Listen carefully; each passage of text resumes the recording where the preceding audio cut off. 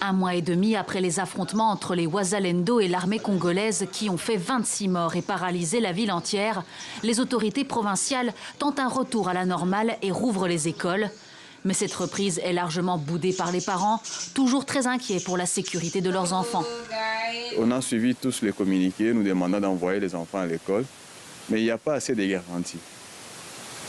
La ville, partout où nous passons, les avenues, le riz, sont toujours comblés de personnes en armes non identifiées. On ne sait pas, nous passons par là, nous voyons des personnes en tenue civile avec des armes, d'autres en culotte avec des armes. On ne sait pas identifier réellement qui est qui.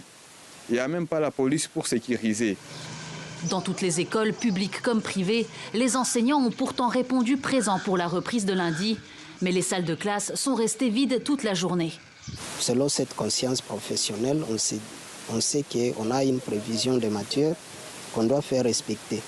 C'est difficile d'atteindre l'objectif pour cette année, mais nous allons nous forcer. Si le parent nous envoie des élèves, mais avec une mesure de prudence, nous vivons un état critique de l'insécurité. On ne sait pas jusqu'à présent où vont les choses.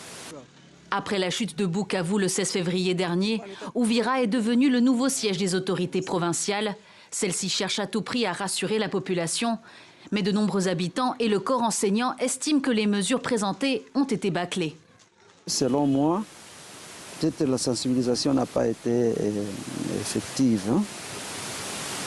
Peut-être il fallait revoir la sensibilisation pour que les parents comprennent quand même que ça vaut la peine d'envoyer les enfants à l'école. Les habitants craignent également le recrutement forcé de leurs proches, alors que les troupes du M23 continuent leur avancée dans le nord et le sud Kivu.